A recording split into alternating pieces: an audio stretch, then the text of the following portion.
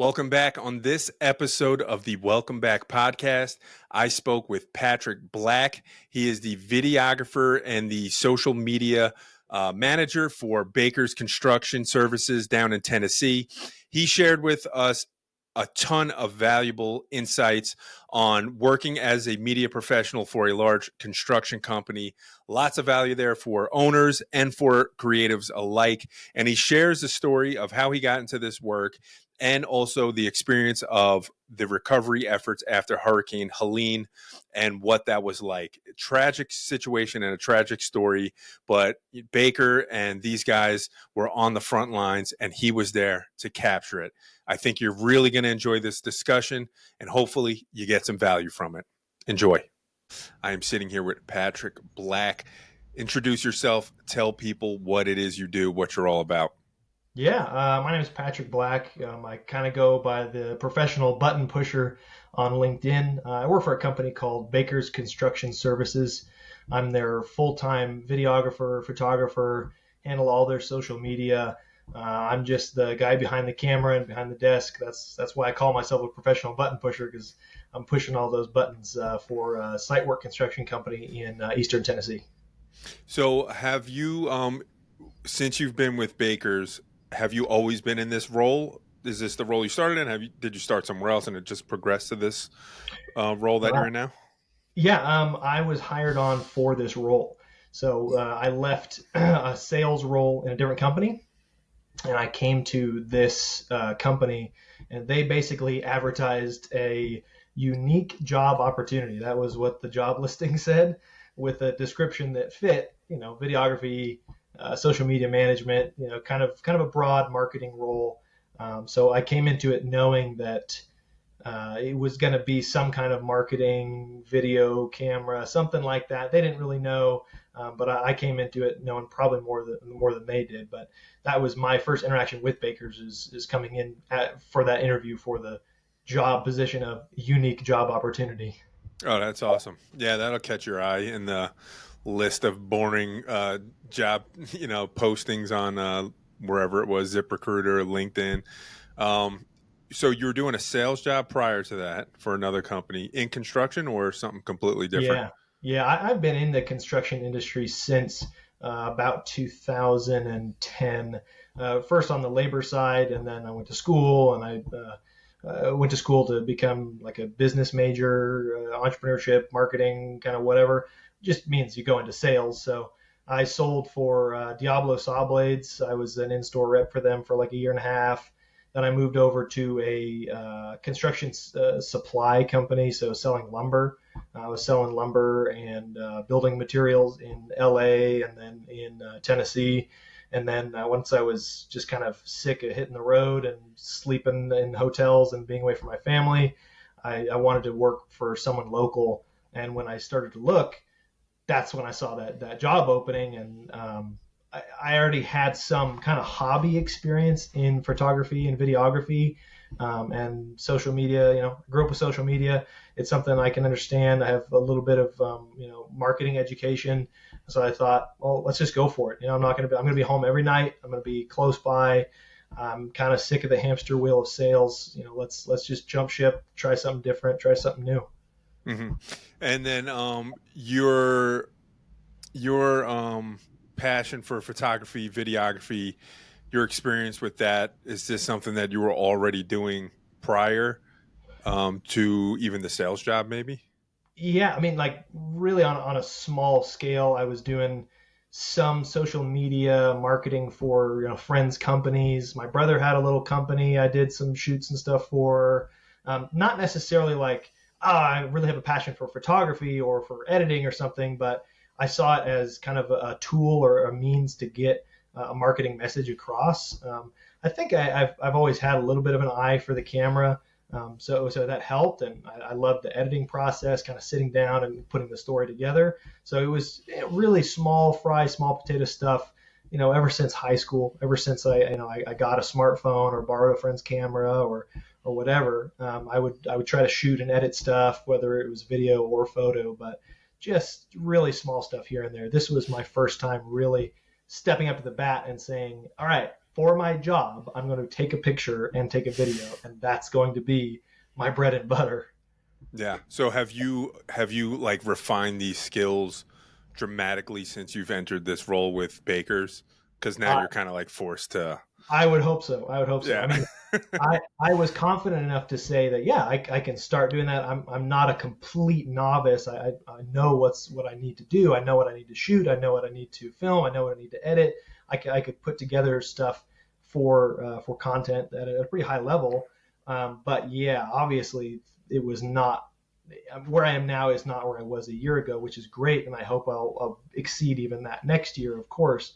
So I mean, I'm always growing, and I'm not gonna try to trick anybody in thinking I'm some kind of world class photographer or videographer, but I knew enough to get by and to do better than a blurry iPhone picture on a job site.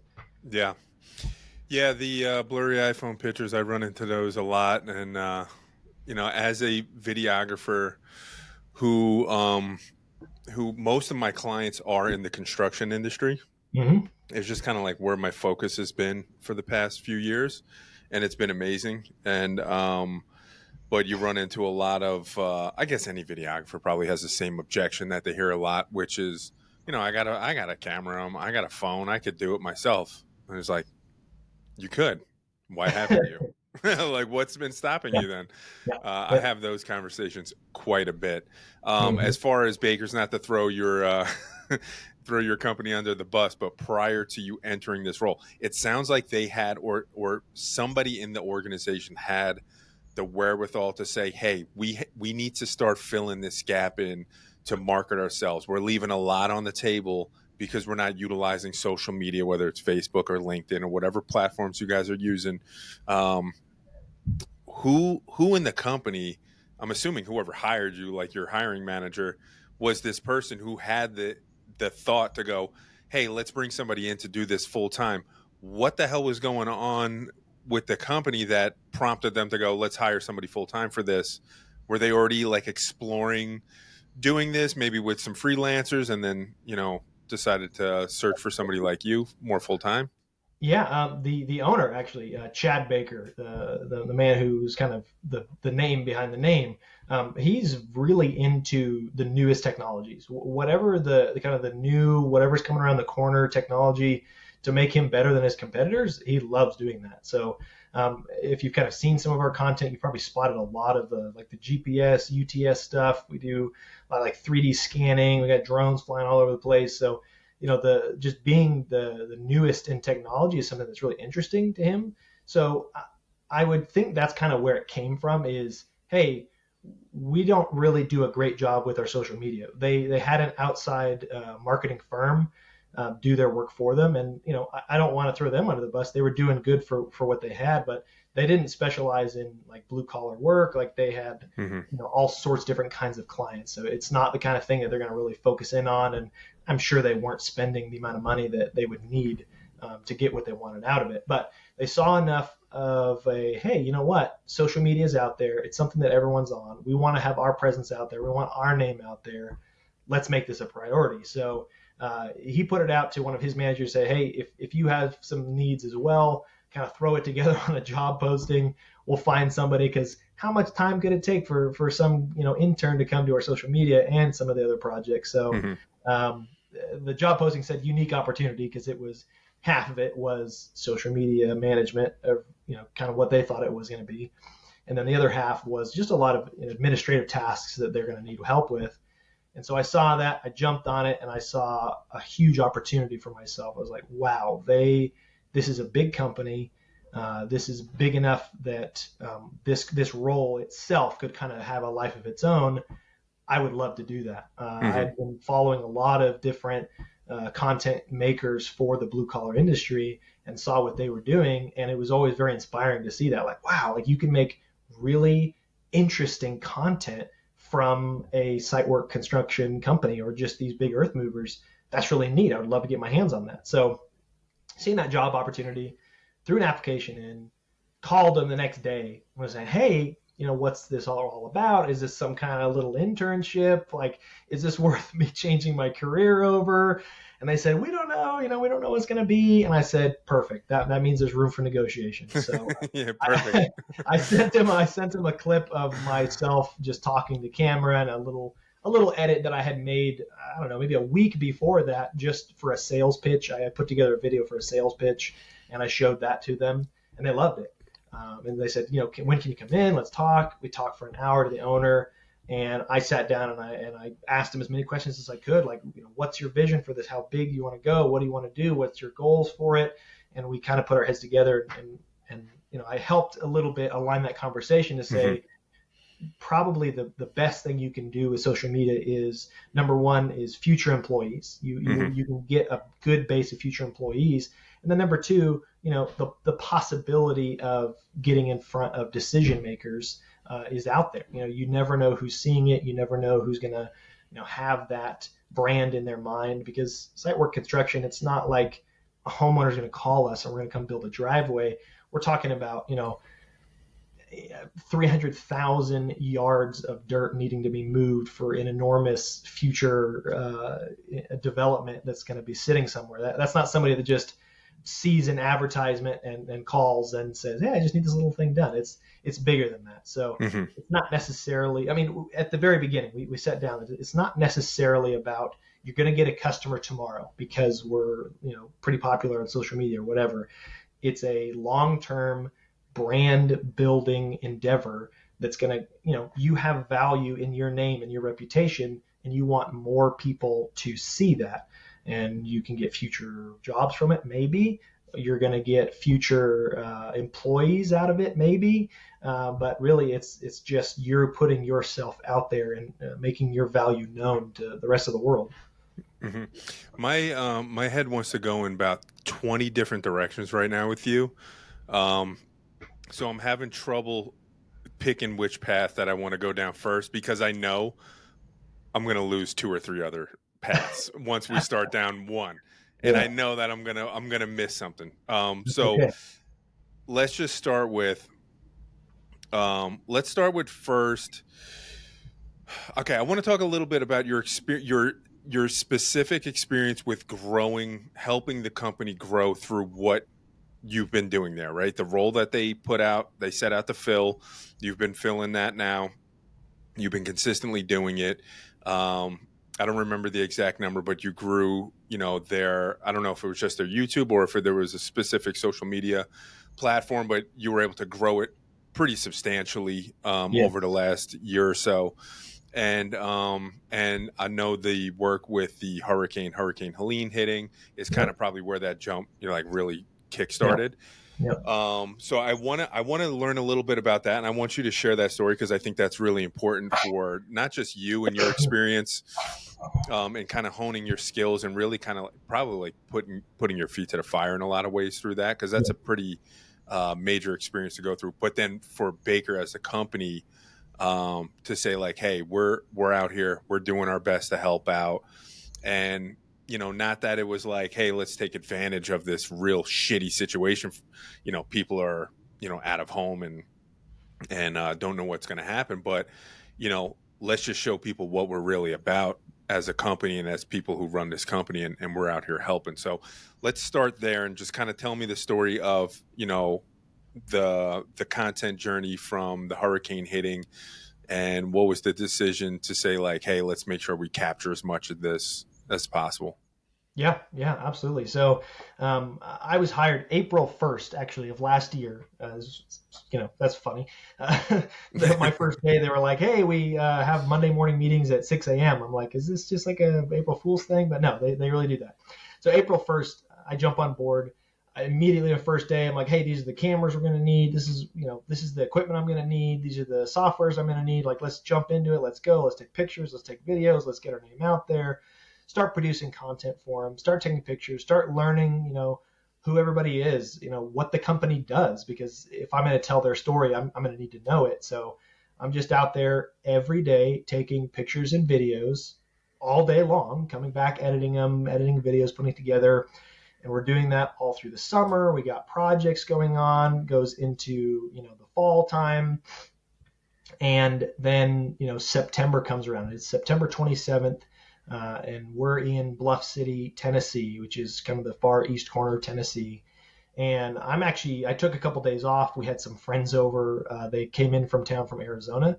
And I warned them, I'm like, hey, this hurricane's blowing through town, but we're way up in the mountains. Like, we're way far away from anything. These hurricanes come in here, they kind of die out. They'll give a little bit of rain, a little bit of wind, the power will go out. That's going to be it. Like, no worries. We'll play some board games, we'll light some candles, it'll be a nice time. So they come over, they're at our house, the wind blows, the power does go out, the internet goes out. We're like, yeah, it's fine. There's storms here all the time. It doesn't really matter.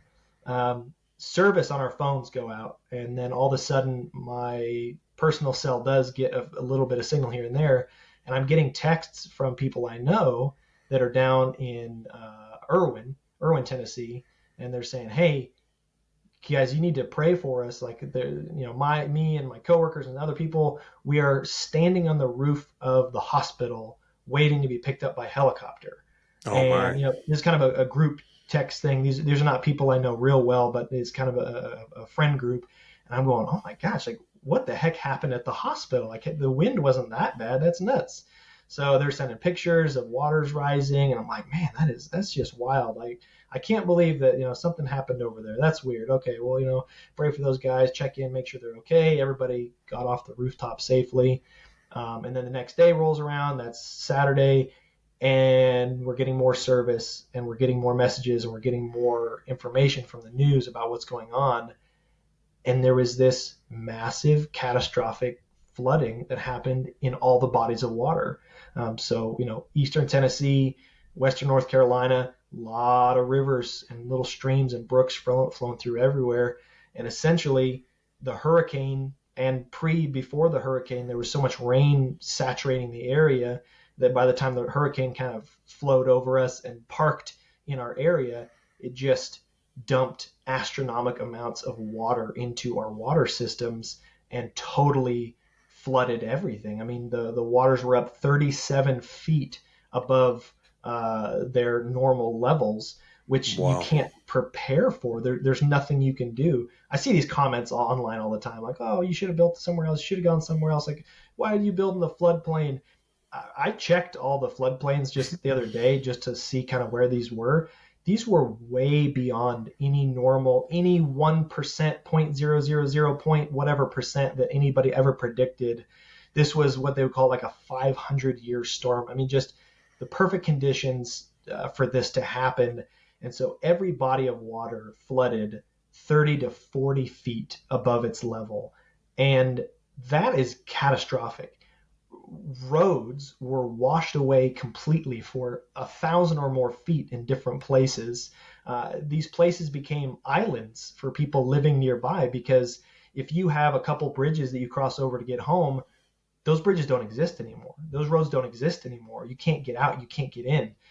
So that's Saturday that we find out all this flooding's happening, and we don't really know all the extent of it yet. Sunday comes around, still getting more information, saying to my friends, like, this doesn't really normally happen. I don't know what's going on. Me and my buddy went out into some of these areas. I tried to get some pictures just to see what was going on. I drove out to Irwin, and I saw how catastrophic it was, and I just didn't take any pictures. I just thought, I don't want to take pictures. This is not about, getting a picture right now. I'm going to go find out how I can help. And, that's a different story. But Monday rolls around, and I'm still supposed to have time off. And I was like, no, I got to go back to work. Like, I know my company's going to be one of the ones rebuilding this kind of stuff.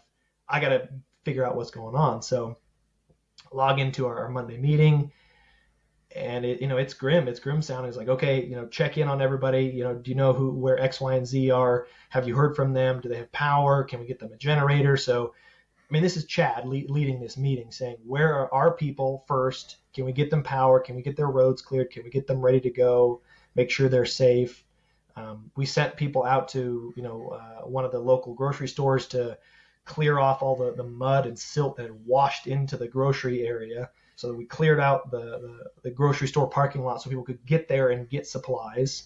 And then we were, making sure there's power to that grocery store by providing big generators that we had. Reaching out to our own people, making sure that they could, get out safely and get where they needed to go, make sure they get back to family, stay with somebody if they needed to. And then the day after that, it was go time. It was, all right, where do we need to send our equipment? Where do we need to be? One of Chad Baker's friends is the owner of Maymead, which is a asphalt paving company up in Mountain City. And Mountain City got hit same as most of these other places where there was devastation in that town, as well as on U.S. Highway 421, multiple sections of that highway that stretch between Mountain City and Boone, North Carolina, completely gone. No way to get around unless you want to go, hour and a half, 2 hours away. Critical infrastructure. Maymead has contracts with TDOT. They're going to be first on the scene. They call us and say, hey, we need you to come in. You're going to be our sub. You're going to do all the earth moving because they don't have earth moving equipment. They're an asphalt company and a quarry rock provider. So we put, most of our earth moving equipment, most of our crews up there, and just immediately start getting to work. And that was them. That was the Baker's team that was actually working there on the ground. I got there the day after we started. So I think it was October 1st is when I actually got on scene in Mountain City to start filming. And I really, really thought about this in my mind. I was like, I'm not going to take pictures of people's houses. I'm not going to take pictures of kind of the devastation that's going on. This is not really a moment to try to capitalize on, wow, look at how much destruction there is. We got work to do. There's plenty of destruction on the roads that we're repairing. I'll take pictures of that. I think that's worth taking a picture of. These people are having the worst moment of their lives, and I'm not going to take a picture of that. I'll focus on our stuff and get that going. I got my drone up in the air. I did this flyover, 90-degree angled straight down to show the road completely washed away for about 200, 300 feet in Mountain City, and all of the equipment just starting to work on it. And I put some music to it. I put, a caption that, we're here, we're working on it, help is on the way.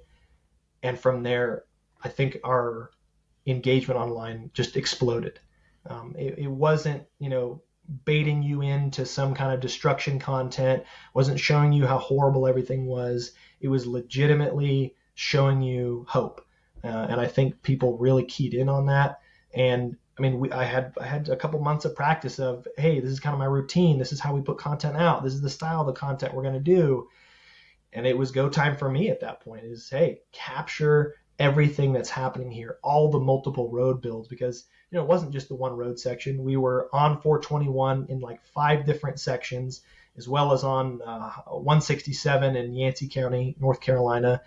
And so I was traveling back and forth, driving all over the place, capturing these little moments on the drone or my Nikon Z5, or just getting little stuff on a GoPro, just as much as I could get, just to keep posting out there and saying, look at the progress, look at what's happening, look how far we've gotten already. Look at the storm was real bad, but see how far we've come in just a few days, and people just were glued to it and just flocked to it, sharing, commenting, liking. Before September 27th, our Facebook had 600 followers, our LinkedIn 400 followers. We didn't even have an Instagram before that. We're very small on TikTok, very small on YouTube. Since that time, since September 27th until now, April of 2025, our Facebook has 45,000 followers. Our Instagram, 1,000 or so. LinkedIn, almost 2,000. YouTube, 1,200. TikTok is 22,000, I think, at this point. So there was definitely a boom to what we were doing, accelerated us online. And honestly, if it wasn't for us showing what we were doing, we would not be the size online that we were. And I know that because there were many companies working alongside us, great companies, that they didn't post online. And, they were doing good work, good for them. They were busy, but they didn't have anybody that was going to post for them. And they didn't get to share what they were working on. Yeah, no, that's crazy, man. Thank you for sharing that story. And I hope I didn't frame that as like you guys. I know I said it, but like you guys taking advantage of a real shitty situation. You know what I'm saying? You guys were going to be out there anyway, Yeah. doing the work. It sounds to me like Chad, the owner, is somebody who obviously loves his company, loves his people that work for him, his family, probably somebody who has a lot of roots in the community, is in a position to able to help when this particular horrible situation happened. It's what you guys do, right? You move earth. And it's like, and that's what that's what was needed to be done at that time. Needed to clear a path and let people get around. Um, so that's amazing, man. And I often think, what does it take to get a construction company online with little to no presence to having quite a substantial presence? And you were in a unique position. I think the timing and everything was like perfect, like lined up perfectly. You're on board now. You're kind of filling that gap of, giving bakers, kind of like a voice, so to speak. And then the hurricane hits, and now you guys are in action, and you happen to be there capturing it. So it was like all perfect timing, Yep. very good foresight by Chad to hire you and put you in that position prior to that. Um, the I think what the answer to my question is, which is what does it take to get a company from little presence to a substantial presence where they could actually do something with it, is providing value, right? When I have conversations with business owners, I tell them, I say, listen, if you're going to hire me to do content for you, we're not chasing TikTok trends. If you want to do those and they get you eyeballs, by all means, you should do that. I'm not going to be the one to do it. I'm not going to take your money to do that. I want to provide value. That's where I always lead from. That's just in my own personal opinion, what a company should be doing um, with their social media content is just giving away as much value as they can. And when the time is right, the person who is consuming their content, when they need somebody like this said company, they're going to be the one that they call because they're constantly giving them value. What you guys were doing, where you were kind of giving. You were, I don't know, I don't want to say you were the news, but you were giving people the information that they probably weren't able to get anywhere else, Yeah, right? that On the ground, like real time situation. Here's what's going on. Here's where we are. Here's what it looks like. Here's what's being done about it. And in a world where, you know, 50% of the country lives in one reality and the other 50% live in a completely different reality with somehow two completely different sets of facts and information, which I don't know how is possible. But in a world where people feel like they can't trust what they see on TV and, a lot of places where they get their information from, they're now getting the information right from the ground from a construction company.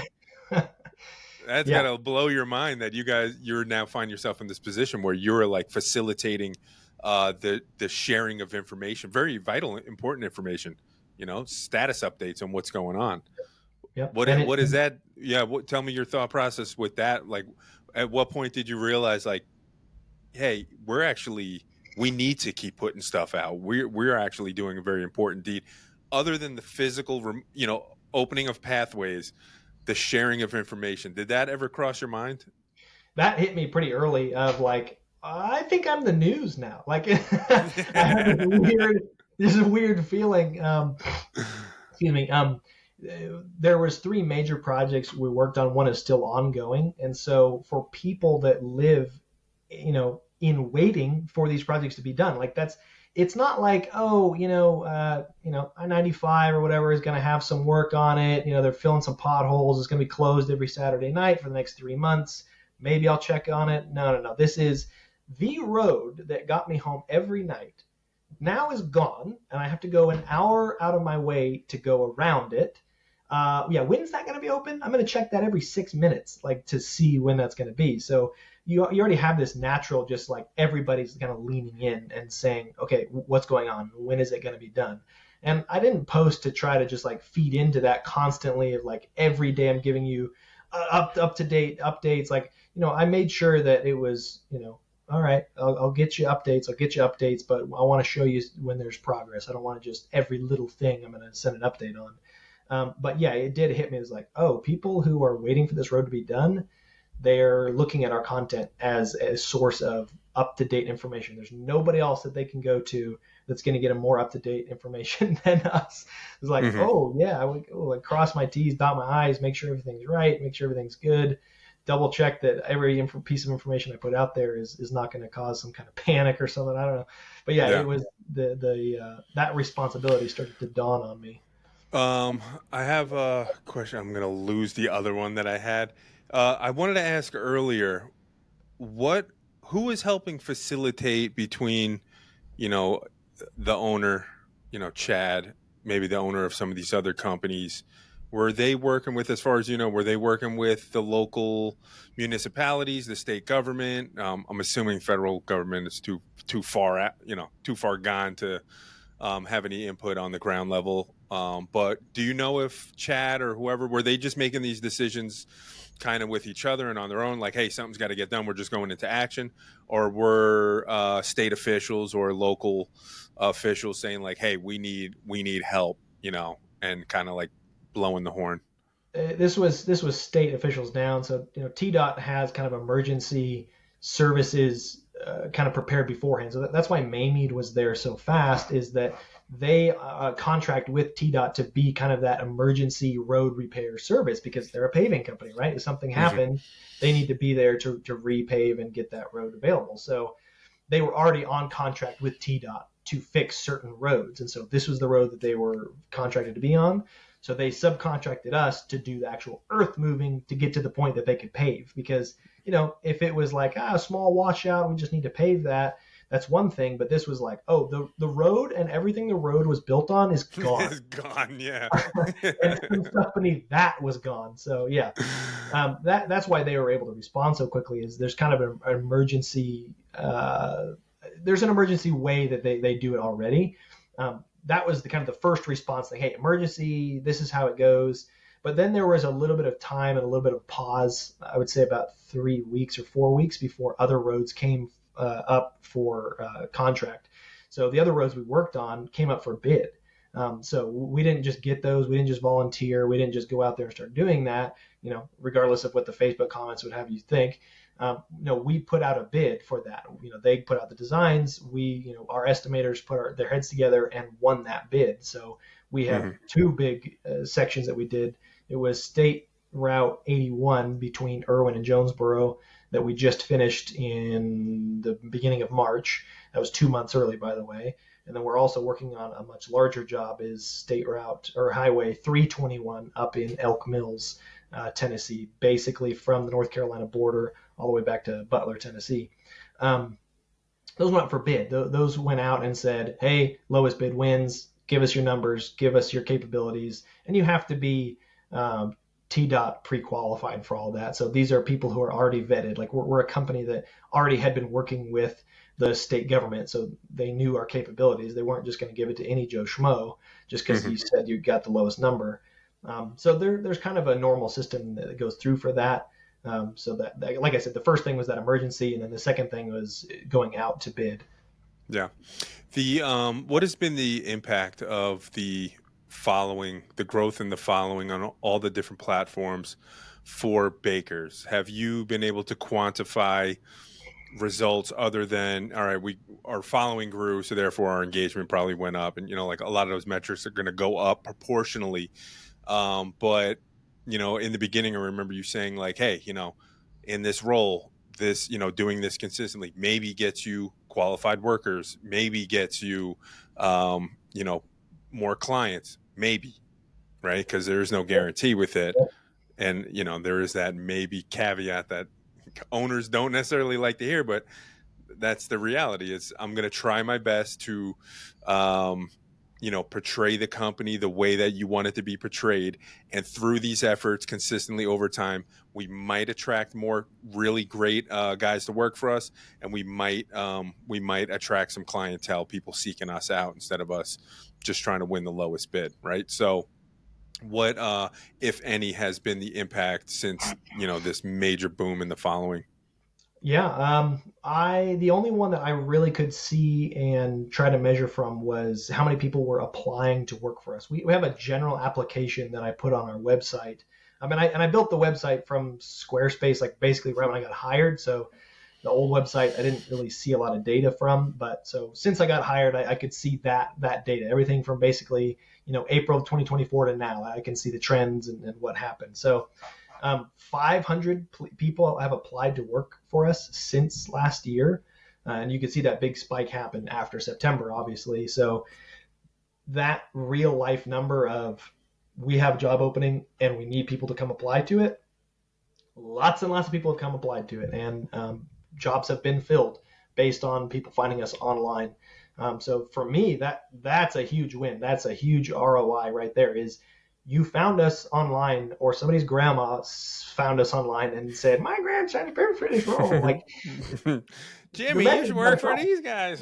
Yeah, I think my grandson should use that before. But there was a real life result, and you can hear about us online, you can follow us on Facebook all you want, but if it never produces anything, then what good is it? Obviously. So for me, it was that how many people are trying to work with us is a good indicator, and then how many jobs have we gotten as a direct correlation from this, which I know of at least one where somebody does want us to work for them, and I think we're bidding something. So that was great. Like somebody messaged me and said, out of the blue, hey, can you come do a job for us, which is amazing.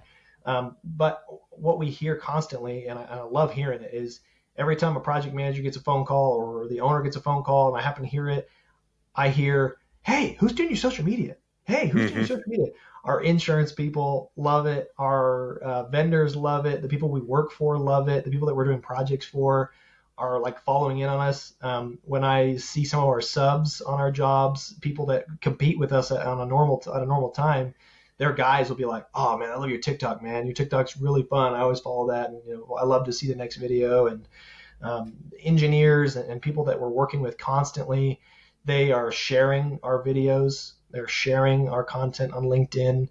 I think that's the biggest anecdotal thing I could see probably is just the amount of, I would say, what is that, chatter, the amount of chatter you get about it, just people kind of coming up to you and talking about it. So that's a really good reflection to me, saying it's coming across people's feeds, they're seeing it, and it's causing them to engage with us in real life, saying, oh, hey, I noticed you put that out there, and I like it, and it's good, and it's worthy of me sharing it to my audience and everything. So I think that's a good positive indicator for sure. Yeah. Has leadership expressed to you, their feelings with the way it's been going since you've been in that role? I know you kind of just like alluded to, getting the calls and people mentioning it, that's pretty much the proof you need. If somebody's calling the owner, somebody's calling Chad up and saying, hey, that last video you did, freaking awesome. Freaking awesome. That's like, Patrick's got to feel pretty good about that, but how's the feedback? Have you gotten good feedback from leadership to say, hey man, killing it. What can we do next? What can we improve on? Let's, keep pushing forward.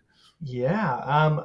This is one of the reasons I really respect Chad even more, is that I was doing all this, we got great results, and he stops and goes, hey, you know what? I think we can improve here. I think we can do this better. I think we can do this better. And I'm thinking, awesome. That is so awesome that you can, get past the, yeah, you did a good job thing and go all the way to critical thinking and criticism and say, hey, we need to do better in this way. And I love that. That's so good for me.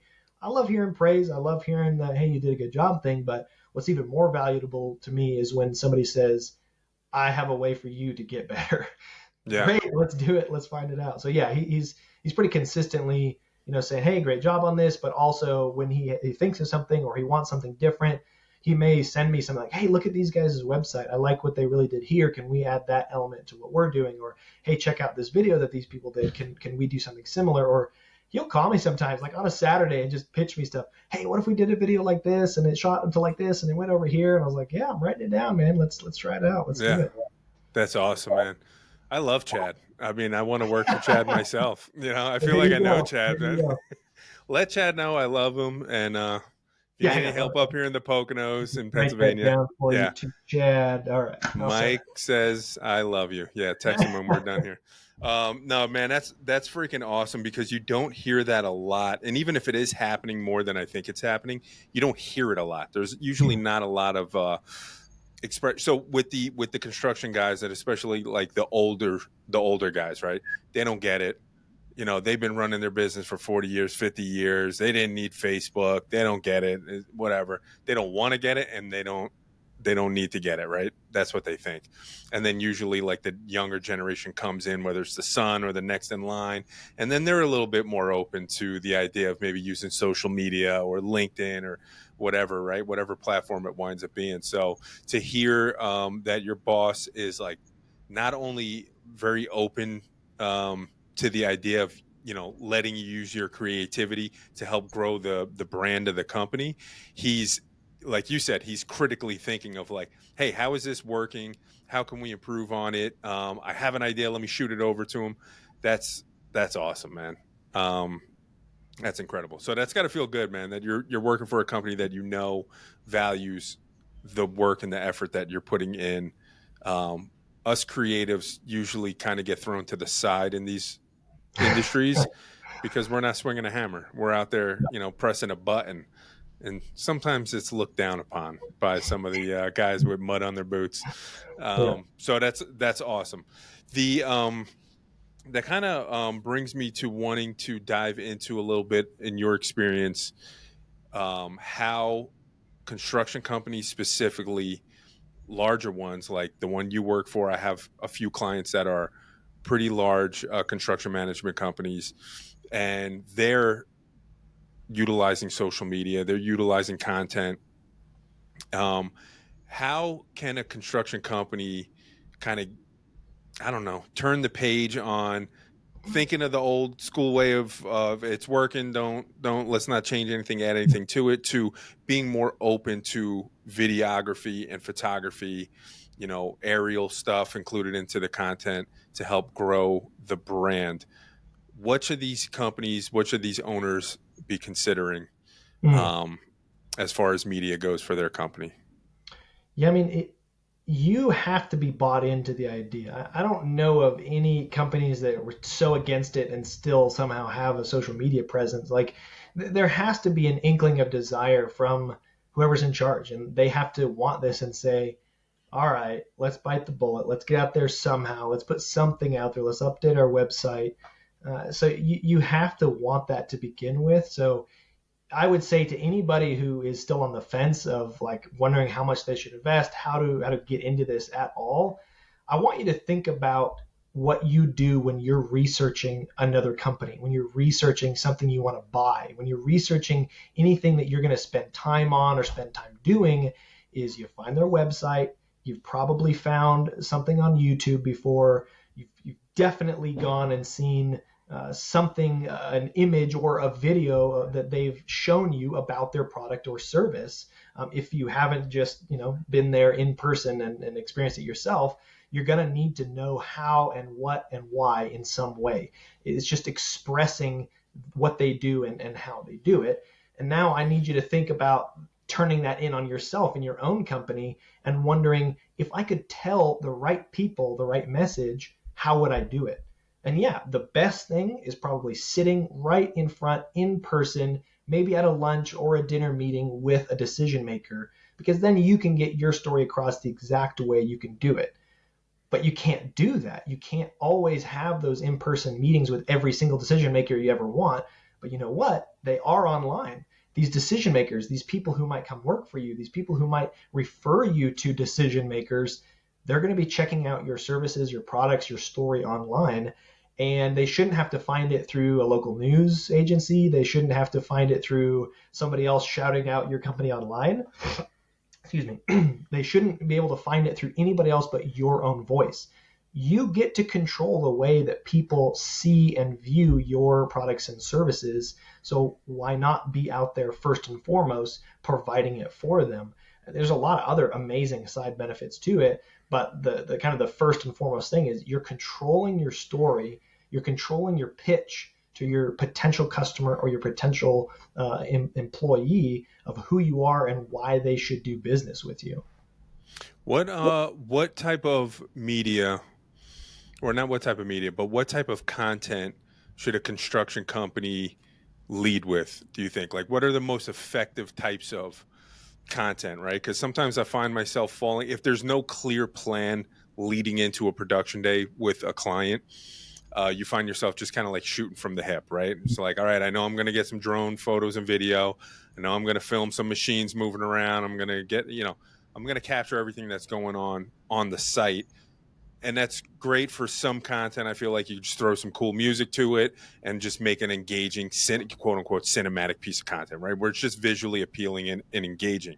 What other types of content? Because I don't think that's the best thing. I think they're good like filler, like that's Mhm. good to fill in with. I like to lead with value. So how can we let somebody in the company speak on camera and provide some value, whether it's a project update or a specific task that's being done, break that down, give some inside information. But I want to know from you, what has been effective? What do you think construction companies should be leading with as far as content goes? I mean, you may have to invest into somebody to do this for you or a company to do this for you or whatever, but what we've found success in, and I think the reason why we've rocketed, not just because of the Hurricane Helene stuff, but we're continuing to grow, is because I've invested time and effort into each platform on its own. I don't treat every platform as ubiquitous. Facebook is not LinkedIn. LinkedIn is not Instagram. Instagram's not TikTok. TikTok's not YouTube. They all have different audiences. They all have different purposes. They all have different things that are going to resonate across them. So I put in effort to put in just slightly different types of content for each one. What was going huge, what was going bananas for us on Facebook was Facebook Reels. And it wasn't every day. I found that one Facebook Reel on a Friday afternoon would get us millions of views if it was about the Hurricane Helene content with a few tweaks to it. I tried lots and lots of stuff and I nailed down exactly what worked for a Facebook Reel. And we were getting consistently every weekend, we were getting more than 1 million views and over 2,000 followers every weekend. And I could count on it because I was starting to listen to that audience. I was dialing in. I wasn't sacrificing quality. I wasn't sacrificing any values of our company. I wasn't like doing weird TikTok trends or anything. I was just slightly dialing our content, whether it was in length or maybe it needed some kind of cheesy but viral audio behind it. Some of the music is like, oh, this is kind of like dumb music. Well, it helped it go to 5 million views instead of 4 million views, and I got the data to prove it, and I can show you how. So I just kind of started to dial in and listen and get feedback from the data itself and figure out what's working on these platforms. Take a step back and look, try things out, make tests, right? Say, I'm going to test this out. I'm going to keep track of the results of what's happening with it. And if it's good, I'll push forward with it. And if it's not, I'm going to change it a little bit. So, it's one thing to go out there and say, oh man, I got this really nice piece of quality content, and then nobody sees it because nobody wants to watch it in a horizontal format. Nobody's going to sit down and do that. Maybe you need a very short message to get across. Maybe you need a funny message to get across.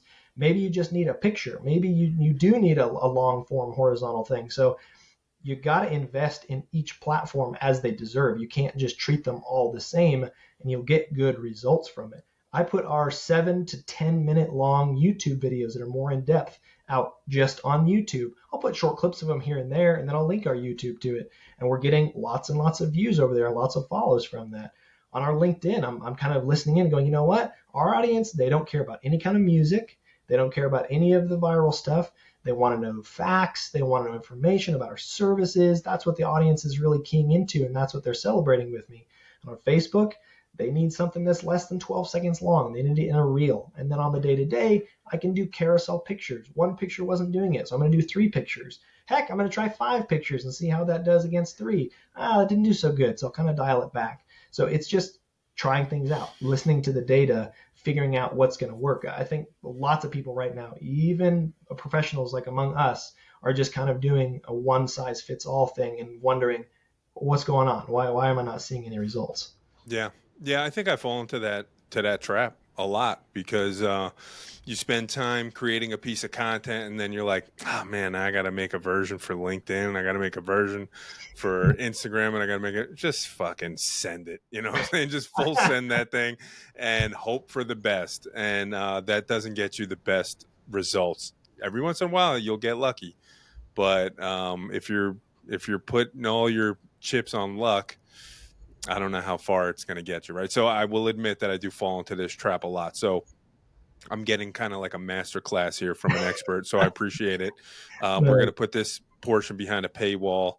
Um, Yeah, my no, PayPal is where do I put that? Sorry. yeah. I think this is an important conversation for owners to hear and fellow creatives to hear too, because like you just said, a lot of people in the space fall into this trap of this one size fits all, just send it and hope for the best type of thing. So how much time, effort, investment should a creative or the owner um, invest into getting it right? Like, Hmm. this is your full-time job, right? I freelance for different companies. So I don't work for nobody. I have had one company attempt to hire me full-time, and I maybe foolishly told them they couldn't pay me enough. Just like, you could not pay me enough to just stick with you and not do anybody else. But what is the time investment? What is the I don't know. I don't know if we want to dive into the financial investment of what a company should expect to pay for, somebody like you, but more of like, how much time are you putting into this and effort to get it right? Yeah. Yeah. You get out of it what you put into it. So, if you want the bare minimum, then you put the bare minimum in and you're going to get that out. And, if that's what you want, that's great. That's more than most people are doing. Most people are doing nothing. So, if you were just looking to say, okay, all right, I don't want to do all this. I don't want to have somebody that's just full time doing this, focused on this. All right, yeah, get some nice quality pictures, get some nice quality videos, spread it out throughout the year. Boom, there you go. You're doing better than most. But if you want to get the most out of social media as a marketing tool, then yeah, you got to treat it like a business venture in itself, where you're thinking about it, where you're critically, analyzing the data. So I spend probably 2 or 3 hours every day doing photography and videography. And if it's a particularly long day where there's kind of a complex thing going on where I need to capture beginning, middle, end, I might be there the whole day. There's definitely projects and stuff like that. But as far as just getting content, it's 2 to 3 hours a day. And then the rest of my day is editing, it's strategizing, it's looking at the data and seeing, okay, this worked, this didn't. Let's plan out a small content calendar, get me a couple of weeks ahead of schedule, but be flexible for it to change, because you may have really good content. It happens with me all the time. I have like this strange obsession with the photo I just took and a hatred of the photo I took 10 minutes ago. Like, so I see it all the time where I'm like, oh, I thought this was going to be the post I was going to put out, but I actually like this photo better. So, having that flexibility. But I spend a lot of time, really digging through how well we're doing with certain types of posts. And I do that not every day, but I'll schedule myself some time to look at it and say, all right, let's download some, Excel data from how we're doing, comb through it a little bit, see the results, and then make some plans, make some strategy, make some tests out of what's going on. And then I plan around the tests. I say, okay, this kind of content did well on this kind of platform. Now, what is the actual substance of my content going to be? I know how it's going to be presented. Maybe it's a reel, maybe it's a horizontal, maybe it's a photo, whatever. That's kind of the how. Now, what is going to be in it? All right, now I got to do some thinking. Some of it's opportunistic because of the type of job we're on. Some of it is the owner wants something, hey, we want to highlight this kind of service, or I want to highlight this kind of service. So then I have to plan around what activity is happening on these sites that I need to capture, as well as what will happen that I want to capture, and kind of keep all that organized. I go, oh, I want to put together a really big video about drilling and blasting, and there are 4 or 5 different steps that I really need to, get some content for. So I got to be in contact with the driller and blasters and say, when is XYZ going to happen? When is XYZ going to happen? I'll come out on site for that. So, Mm-hmm. if you're just constantly busy, you're constantly to and fro these jobs, because you never know what's going to happen. It's more like shooting wildlife photography than anything else, because you're like, Yeah. oh, I can't pose you. It's like this enormous project is going on. I have to be there and take a picture of when the thing happens. I can't ask him to, hey, can you blow that up again? Sorry. Yeah. Rebuild that mound so we could blow it up again, please. I missed the shot. Yeah.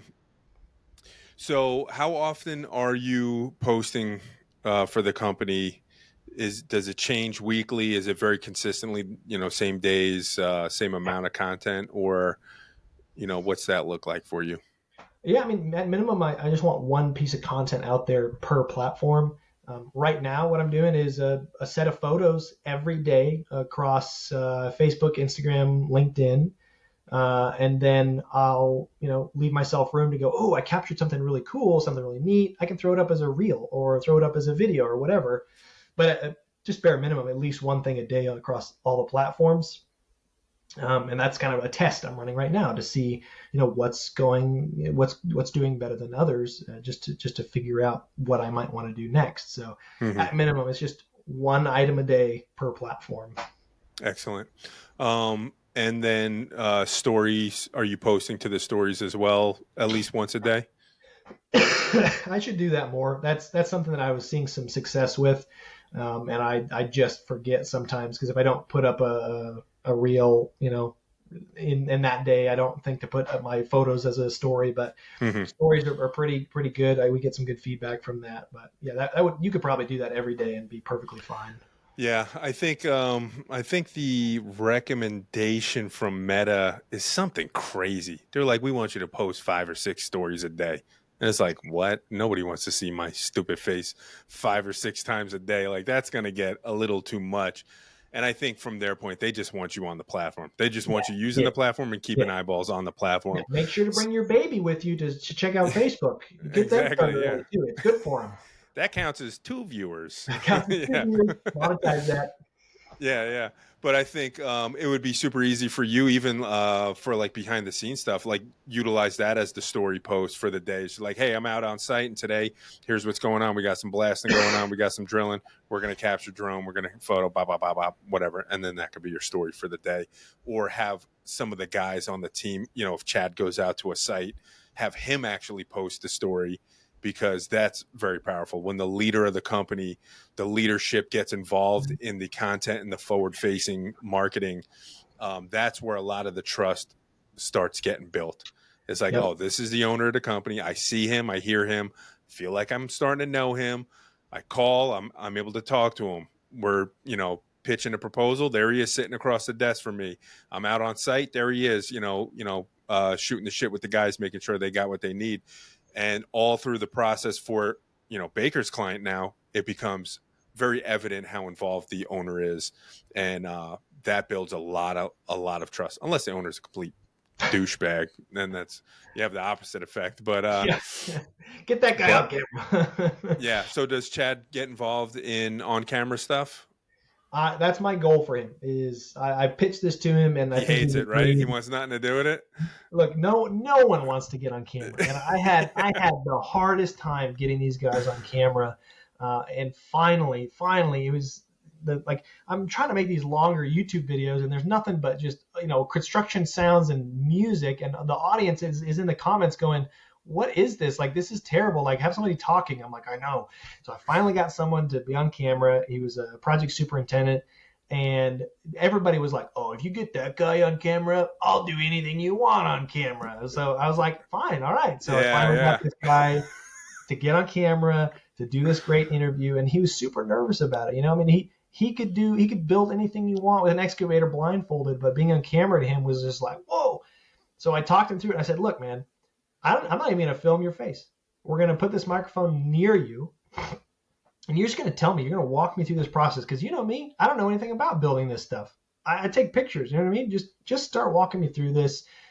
And I hit record and I had him start talking, slowly brought the camera up, just maintained eye contact with him, and eventually stitched something together. So, he's not going to be the main focus for the whole video. I want to show all the earth moving equipment. But he got on camera, he did that, he kind of stepped out in faith, and everyone saw that interview and they saw how well it went. They saw that I made it very respectful and I didn't make him look like an idiot or anything. Yep. And they said, "Oh shoot, I think we have to do interviews now." Yeah, yeah, yeah. So now for the owner of the company, I said, "All right, Chad, here's what we're going to do. We're going to go to your office, maybe on a Saturday, just so we have time to do this. We're going to sit down. We're going to get nice lighting. We're going to get nice framing. And we're going to talk for like an hour or 2 hours. And over the next year or 2 years, we're just going to release two little 2-minute clips of Hmm. that conversation just to get people to know you, get to know the Baker story. Because you come to our website, you come to our social media channels, you're going to find some really cool shots of equipment with a few interviews in there. but you're not going to find anything about who we are, or why we do it, or how long we've been around. And that's my Yep. goal is, okay, we need to get to the people. We need to get to the focus of about us part of it. And he goes, all right, we'll do that. We'll sit down on a Saturday sometime. So Yeah. coming soon to a theater near your computer. We're doing that. The sweet, sweet Chad. He's coming to your screen. That's right. Um, Pre-order now. tell Chad this as well. Besides that, Mike loves you. Tell Chad that he has to do this. This Yep. is the way.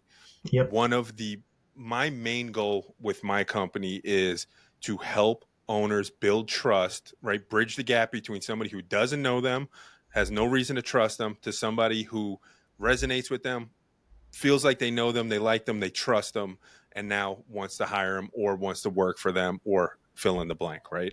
And the biggest way to do that is something like what you're talking about, right? I do a lot of mission videos, right?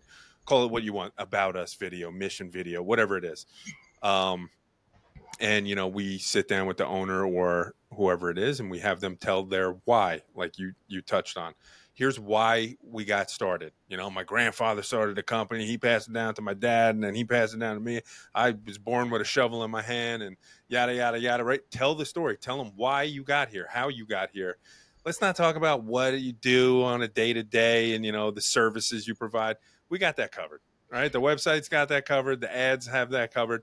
Let's get to the people, the culture, the reason why this even exists in the first place, and why you keep it going, right? And what your people mean to you, and what your clients mean to you, and what your work means to you. When you clear out roads during a tragedy like the hurricane, or you're clearing out a lot for a spot that's going to employ thousands of people one day, whatever it is, like that, something's driving Chad to become the person that he is, the owner that he is, and to build the company that he has. That is super powerful to tell that story. And the way that you're going to do it, where it's like, hey, we'll sit down for 2 hours. Maybe throughout the year, we'll do this a few times, right? And then we'll just take nuggets. You're going to be dropping little nuggets, along the way. It's up to me to sift through hours of footage to find them. And then and then we put those out as leadership content, right? Yeah, exactly. And I Yeah. think, I think I know this pretty well just because I used to sell lumber. Who doesn't have a 2x4? You know what I mean? Like, I'm not coming to you with some unique, crazy thing like, hey, have you heard about 2x4s? Like, only I Yeah. have them. You have to sell based on personality if you're selling lumber.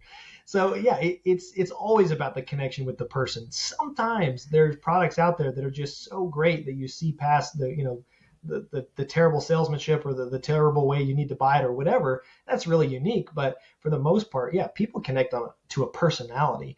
And that's why, especially on LinkedIn or YouTube or whatever, the channels that do well, not just construction companies, but channels that do well, are focused on people's personalities, because people Mm-hmm. are gravitating towards that. Now, like, I'm a weirdo. Maybe I just like the construction equipment part of it, nerd, toddler mindset or whatever. I can watch videos just about the cool construction equipment myself. But I know Yeah. most people, they want to connect with a person. They don't want to just be like, all right, cool bulldozer, but why are you guys here? What is this? What's going on? Yeah. Yeah. Look, boys like their trucks. Doesn't matter how old they are. I'm 41. I get a kick out of seeing a crane every time I film one. Yeah. I'm like, this is so freaking cool. I'm like, look at them. They're lifting steel into the sky again.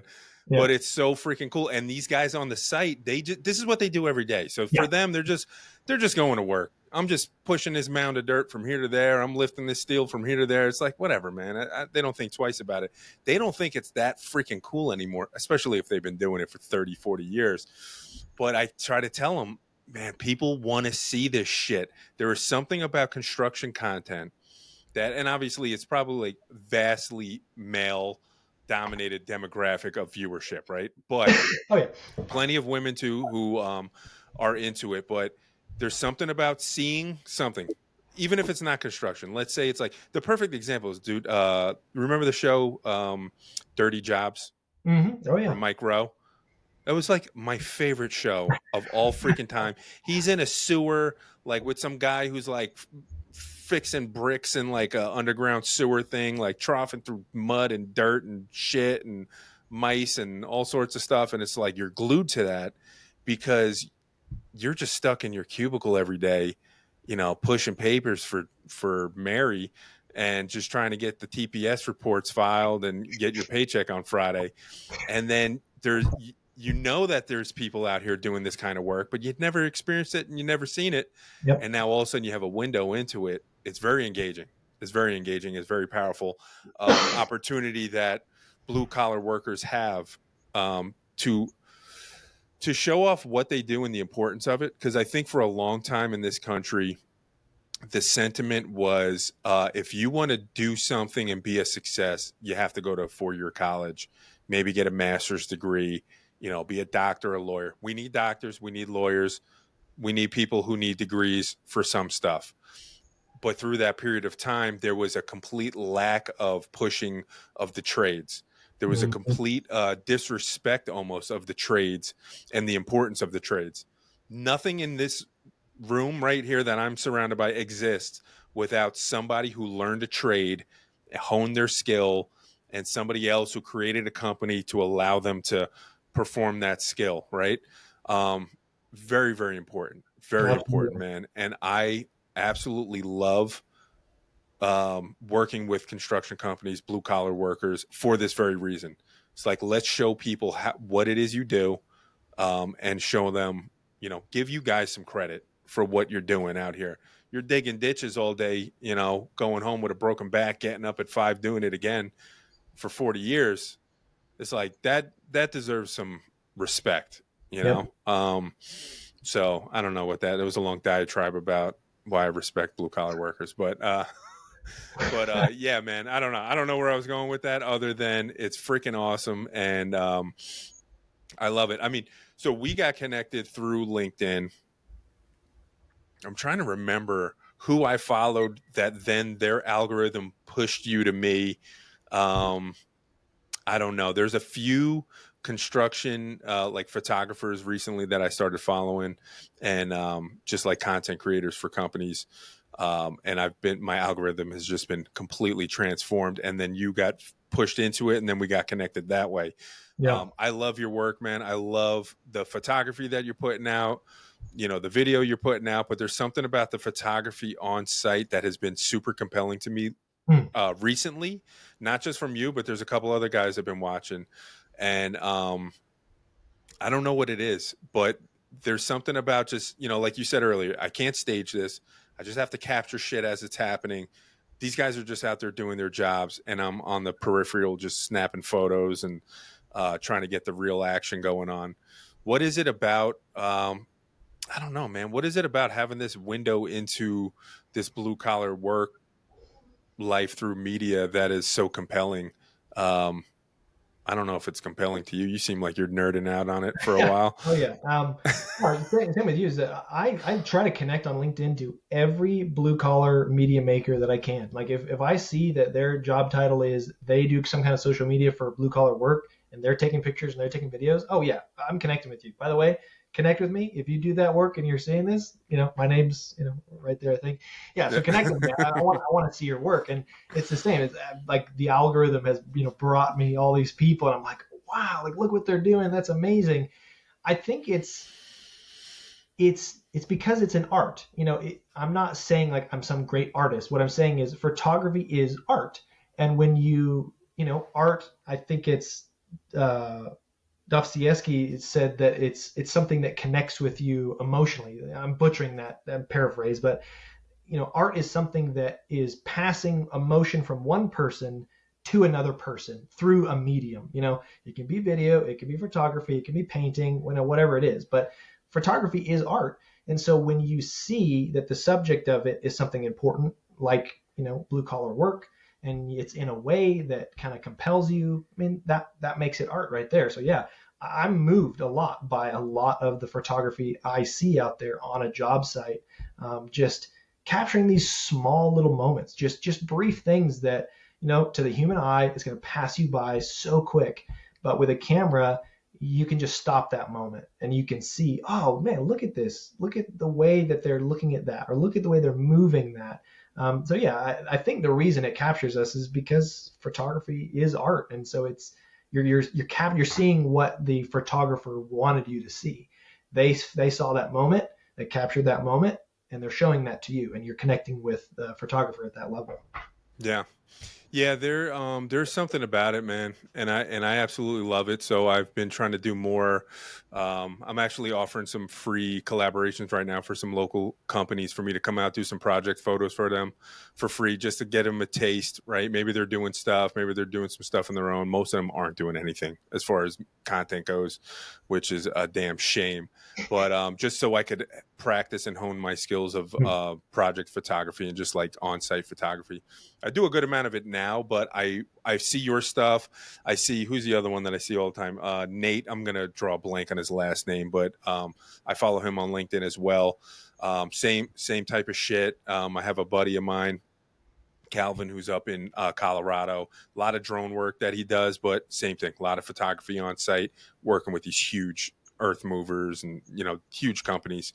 And it has it's just, I don't know, man, it's kind of breathed some life into me, because sometimes with creating content it can be very taxing, to feel like you always need to come up with something new and creative and not repeat something.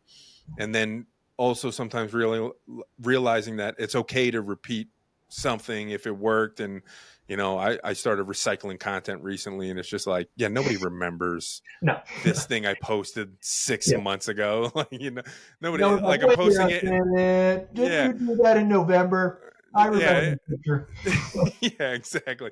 No. No, they're just like, oh shit, I never saw that. I'm like, Yep. yeah, okay, all right, yeah. So, and even if they did, they probably don't remember it, Yeah. unless it was really impactful.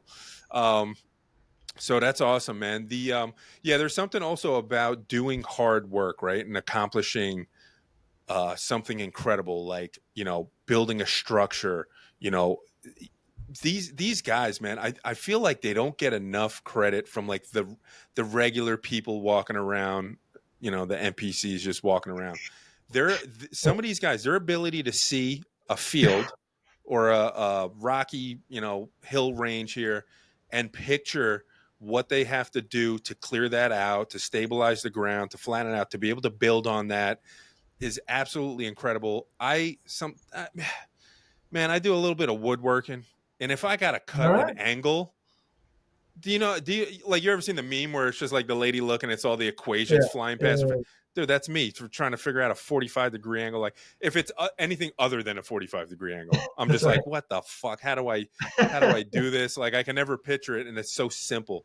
Some of these guys are working out very complex creative issues, and then using a physical medium to actually kind of express that. It's incredible, man. So what some of these guys pull off, and girls, right? I don't want to keep saying guys, but these people, they it really does impress me, man. And I don't know if you see the same thing, where you go on site and you're just at in awe at what is being accomplished. Especially like some of these larger projects you guys are doing. Yeah. I saw a lot of that during the kind of the rebuilding of these roads that were collapsed. The interview that I got is a man named Jesse. He was a site superintendent, and the day that I got the interview from him was the day they finished this really difficult section of rebuild. Essentially, it was part of a highway that one lane was bordering like a 80, 90-foot slope into a river. And so when the floodwater came up, it ate out the toe of the slope, and all of that, what was an 80-foot slope, became like a 90-foot cliff, right? You can't drive on that anymore. They got to rebuild that. There's no way to get down there. There's no other roads. Like, they had to get down a 90-foot cliff with construction equipment to rebuild this road.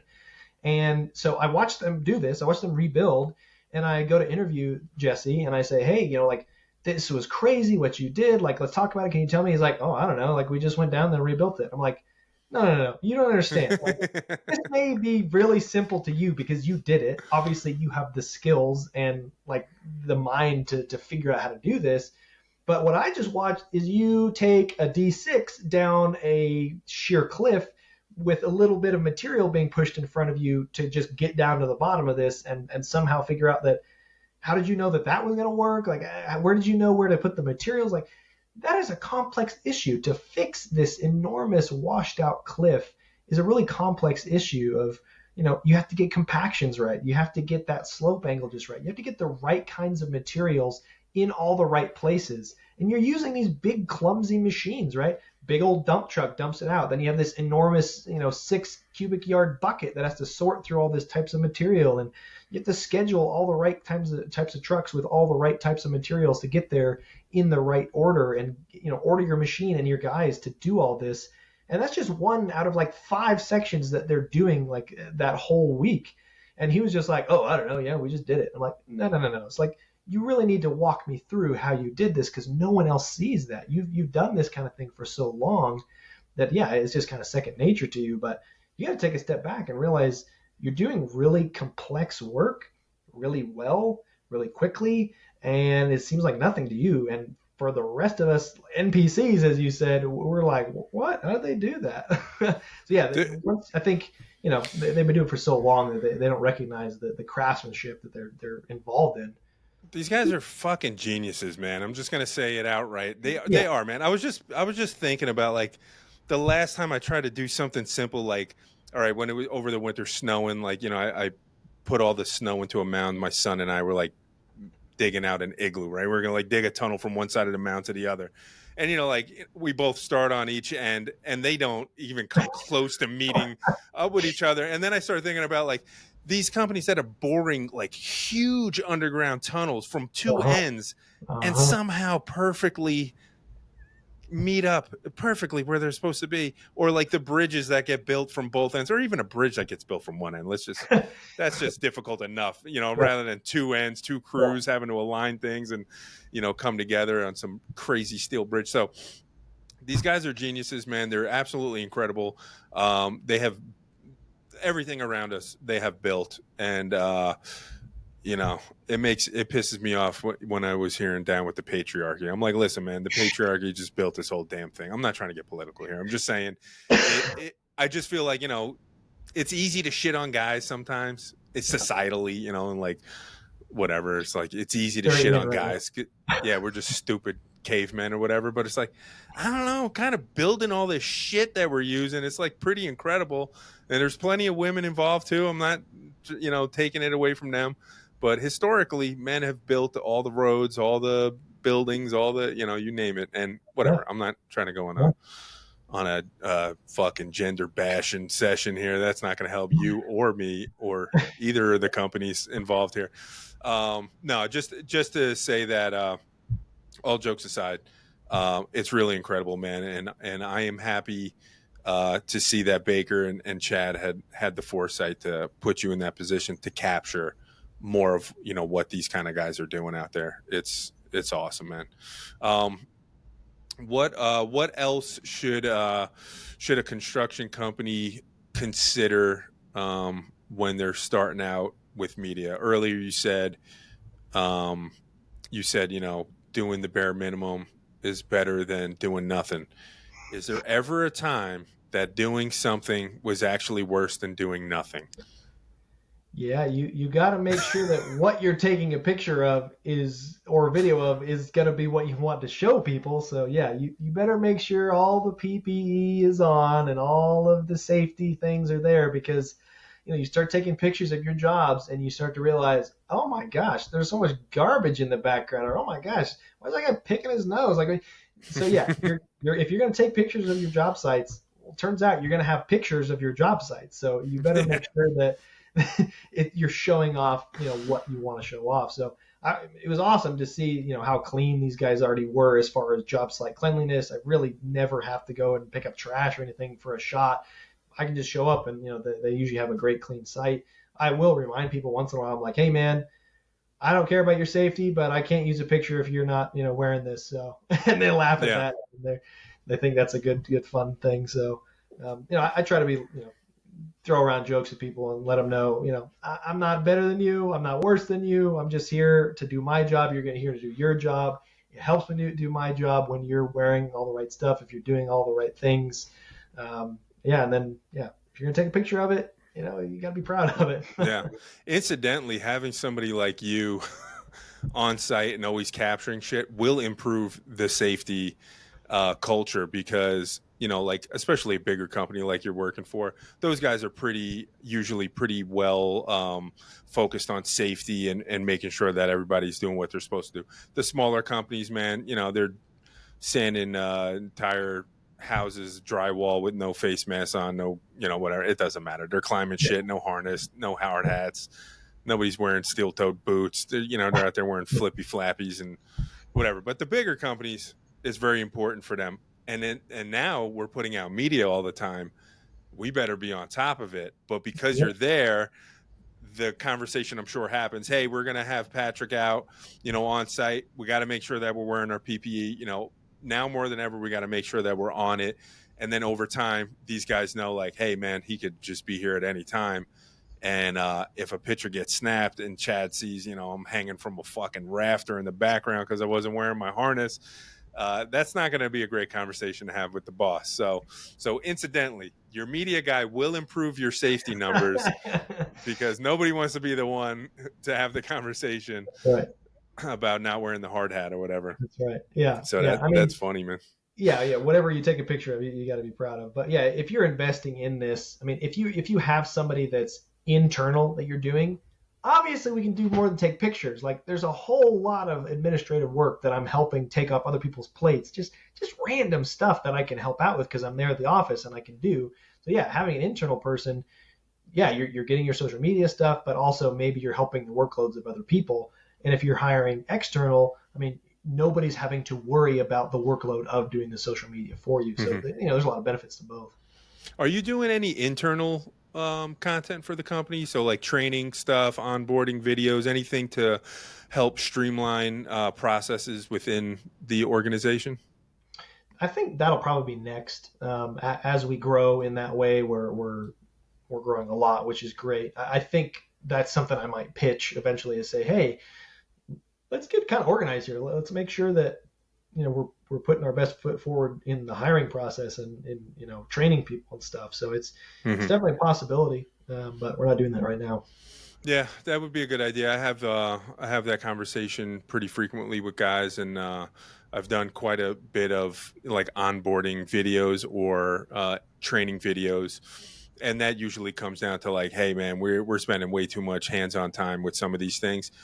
How can we buy some time back? Mm-hmm. And for HR or the trainers or the hiring managers, whoever it might be, they might be spending 10 hours a day doing repeatable tasks that might be able to streamline some of that through video, especially training stuff, onboarding videos, safety Yeah. videos, things of that nature.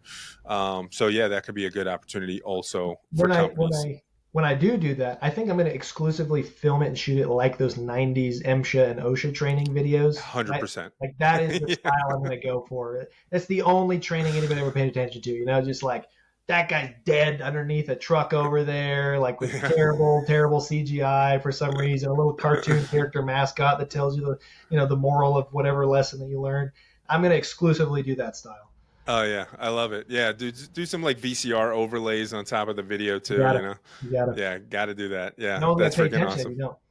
Yeah, yeah. So I mean, that brings up a good point too. It's how do you capture the attention of people, right? I mean, these guys are doing cool shit. Machines are cool, cranes are cool, blowing shit up is definitely cool. So anytime there's explosions, I'm sure those videos do very well. But when you got somebody on camera talking, how do you use them to engage with viewers? What are the types of stuff that you guys are talking about in these interviews? Yeah. So far, the interviews have really been about the hurricane relief work specifically. So that in itself was already engaging. People, watched those full videos because they wanted to know what was going on. They wanted to know who was behind it, which is nice.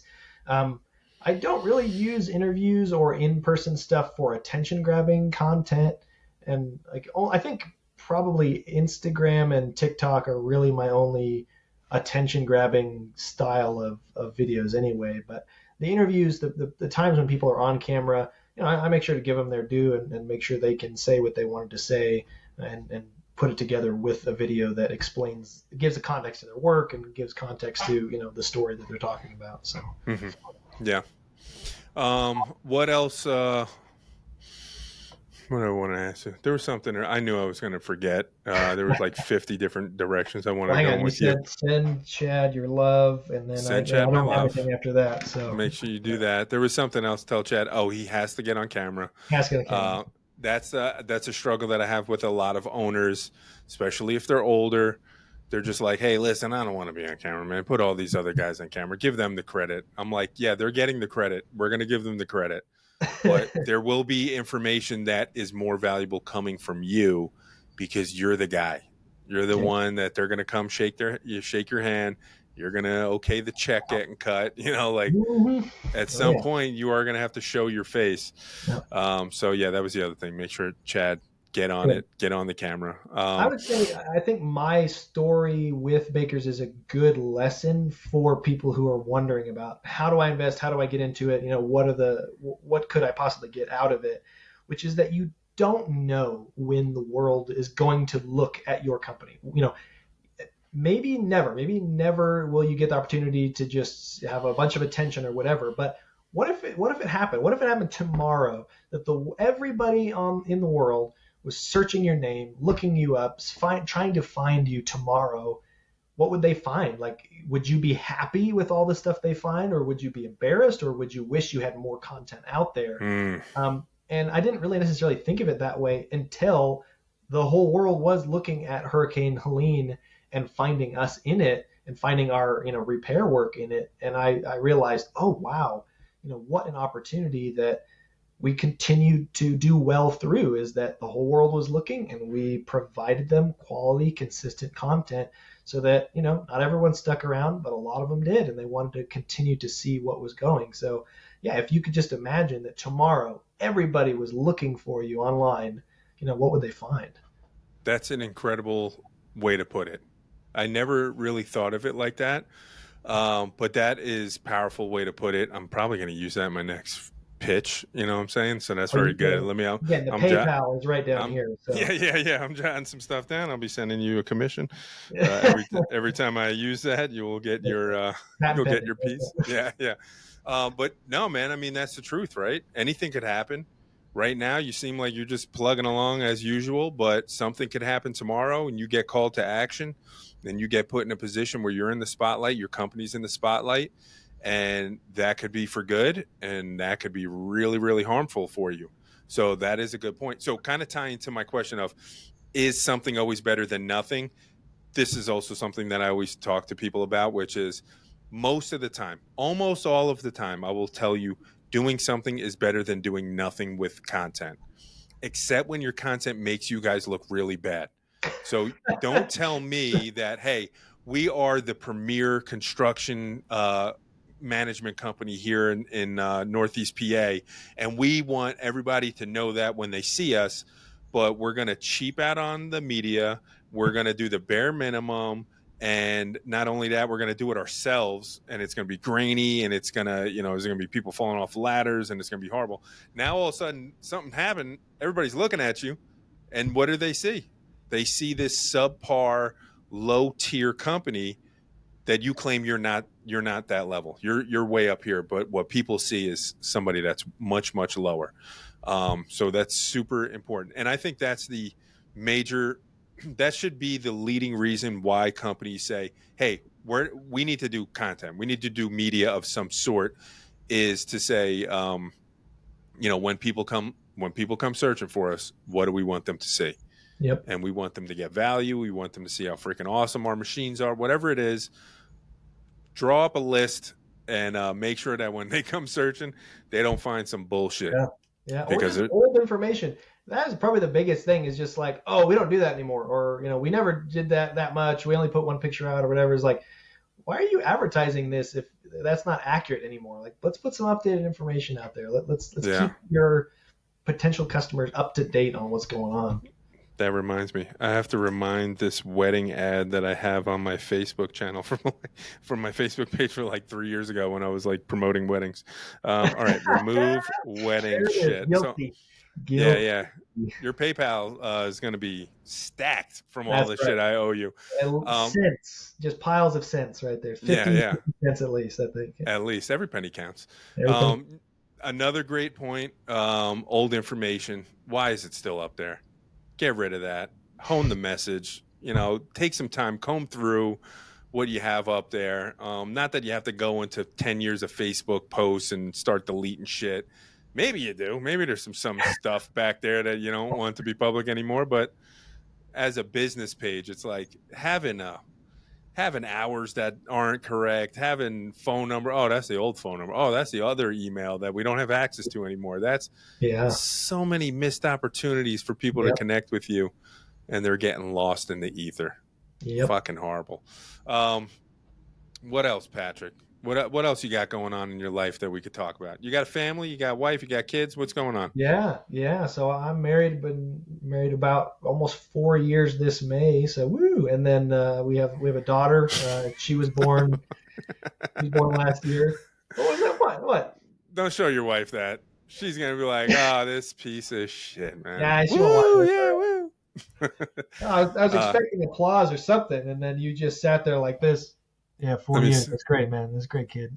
Yeah, 4 years, bro. I've been married I've been 5. married All for right. 4 years. It's great. I love my wife. She's amazing. But yes, and we have a daughter. Yes. She was born last year. That was when I made the change. When she was born, I was like, I don't want to be out on the road anymore. I don't want to be out traveling. I want to be close to home and be here. And so yeah. There you go. Incredible, man. Congratulations on the baby girl. That's awesome. So you have the one kid, been married 4 years, born and raised in Tennessee? No, born and raised in Northern California. Northern California. Yeah. How the hell did you find yourself? Maybe I missed this part. Well, no, I do remember saying that you were working in LA and somewhere else doing the sales thing. Northern California. How the hell did you make it to Tennessee? Yeah, so I was born and raised in Northern California in a tiny little town of like 1,200 people. Just real small rural area. I ended up going to school in Southern California for business. My sister went to school at that college. That was the only place I knew of, so I applied and went there. California Baptist University. All right, Lansing. All right, yeah. That was a good thing. I don't know. Never went to any of their sports events, so I feel like a coward doing that. I went to school down there. I met my wife. Man. I need to have sound effects queued up for these moments. They hit you with the shame bell there. No. I did go to a few of our basketball games when we were D1. We had the Pac West tournament. The ladies basketball, they were like champions like 4 years in a row or something. So, oh man, I supported. Ladies basketball, love it. Can't stop watching basketball was like third, so I don't know. So they were pulling the weight. still proud of them though. Met my wife there at college. I was in my senior year. My wife was going through nursing school, and we met there. And I'd always known I was going to get out of California because my family was just spread out all across the state. They probably weren't going to stay there. I'm really not a city person. Moving to Southern California was like a huge culture shock for me. It was like, oh my goodness, like there's just endless suburbia everywhere you drive. There's no, like, where are the trees? Where are the hills? Anything. I need anything other than this concrete landscape. So that was kind of back of my mind. Like, I want to get out. I'm not going to go back to Northern California. There's not really a lot of work opportunity up there, but I eventually convinced my wife to move, and we decided on Eastern Tennessee. It was good weather-wise, good politics-wise, good, economically. So I told my company at the time, I was working in lumber. I said, hey, I'm moving out there. If you guys want to keep me on, that'd be awesome. But if you don't, I'll just look for another job. And they said, oh, we'll keep you. Yeah, go ahead. We'll help you get out there. So, okay, cool. Oh, awesome. Shout out to them. I mean, that was awesome. Stayed with them while I was out here. Tennessee was like good choice. Like, weather's great, except for that one time. Gosh, except for that one time. that no hurricane came through. No tornadoes, no storms like that. And then, this happens our second year here, and we're like, oh my gosh. Yeah. Northern California, was that, I forget what they call it. Did they call it like the Emerald Triangle or whatever? Is that where you were from? It's like where all like the weed growers are, like way up in the mountains. Murder Mountain. Yeah, that's Murder like Mountain, yeah. 20 minutes from my house. That was. Oh God. Yeah. Oh wow. All right. It was mostly wild. Yeah, it's wildfires and massive marijuana grows. So like the whole county gets like secondhand high every October when the whole Yeah. thing burns, and you're just like, oh man. Excellent. Yeah, Yeah. pretty interesting place up there. Yeah. Yeah, that's got to be pretty interesting. I've seen like some documentaries on that area and, like the marijuana trade and the growing up there. Seems to be a complete, like, I think when most people, including myself, think of California, you think LA, you Mhm. think, very liberal, left leaning state. And then you forget how fucking big California is. It's the damn near size of the whole country, right? The height of the whole country, from north to south to the middle, completely different. I've never been to California, but I'm speaking out of turn here. Well, you're But doing from good your so yeah, far. yeah. So from going from up north, living in the woods, I'm Yeah, assuming, yeah. very much a nature boy, to down south, where you're down to like San Diego. Like how far south was the school at? Riverside, California is where that school is. So that's Inland Empire. It's kind of laterally with LA, but it's out like an hour and a half towards the east. Okay. So if you just go out east from LA, you can get to Riverside. So yeah, it's desert, it's city, it's just a completely different culture where there's just a lot of people. There's just a lot of people down there. And you know what? You're not the only one who thinks LA is the only thing that there is in California, because people in LA think LA is the only thing that California has. Yeah. Yeah, So, that's the way they act. I mean, people don't realize that Northern California, it's a lot of logging, it's a lot of farming, it's a lot of rural communities, a lot of blue collar work. I mean, that's what I grew up doing. Is I started in Yeah. construction when I was 11. Like that was when I got my first job, and I just did that until I graduated college. Like that was just all I knew, is just blue collar work, um, because that's all there was. So it was What'd you pretty start out cool. doing? Were you just like sweeping the shop floor? What were you doing? I was the guy I got hired by. He was a family friend, so paid cash, all that kind of stuff. So I was doing a lot of carpentry with him. In the winter time, he made wooden toys, which was actually pretty cool. So would You worked sand for and Santa sand, Claus, bro. right? Yeah, I mean, Yeah. he was like a young Santa Claus. In a couple of years, I think he could be a Santa Claus. But we were making all sorts of just cabinetry, finish carpentry kind of stuff that I was learning from him. And then in the summer times, we were building houses or renovating. And I worked for him for a long time, and then I worked for myself for a while, and other family friends. And you just kind of work for people, hop around different jobs. Never anything really official, but it's just like, hey, this is what I'll pay you if you do this kind of work. All right, cool. Yep. So that's what I grew up doing, man. Yeah. What was the shittiest job you ever had?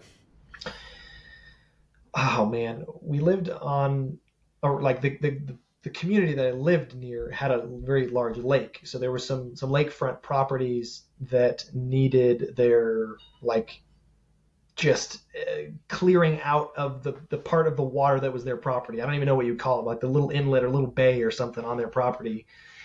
And the water would be hot and the sun would be hot and it would just be stinking. Like it wasn't good water. It wasn't a nice lake. It was like a real nasty lake. And my job was to go out there and just rake up and clean up all of the algae and the junk and the trash out of that bay, and just pile it up on shore, put it in my truck, and go bring it to a dump or whatever. I'm sure that's not ecologically correct at this point, but Yeah. making stuff out of a lake. But yeah, I did that a lot for people, and it was hot and it was gross. Damn, man. That sucks. Was your job now, is this your favorite? Are you having the most fun now doing what you're doing? Or Oh has there been another job where you were just like, man, I could do this forever. This is no, everything I need. this by far is the most fun. Just because it's so creative. I've always had kind of a more creative streak that I try to have in an outlet somewhere, but this is just like full bore. Go ahead, Patrick. Whatever you want to do for this, just figure it out. Go do it. Try it out. So that I don't have like a manager. I don't have someone that's like, well, we need to do it this way, and these are the metrics we need to hit every month or whatever. No, I have my own goals that I'm trying to reach. I have my own schedules I'm trying to do. I have so many different creative venues that I'm trying to achieve through the photography, through the videography, getting these stories out there, having fun with it. It is the most fun I've ever had, and I'm so grateful for this job. Don't tell anyone. Okay, Yeah. it's really hard. If you ask me, it's really hard, and it's worth every effort. Okay, it's really hard. Yeah. Yeah. I mean, I won't tell Chad No. that you would do it for half as much that he's paying you now. Oh man. No, it's uh, I'm very proud of what I've achieved. I've definitely earned every bit of it, but it is a lot of fun, and that's the part that makes it like, oh my gosh, do people know that I'm having this much fun? Should I not be having this much fun? Or yeah. Yeah, I mean, do the guys on site ever see you having fun and then you have to check yourself and like, oh shit, let me wipe this smile from my face because these guys are busting their asses and I'm over here flying a drone.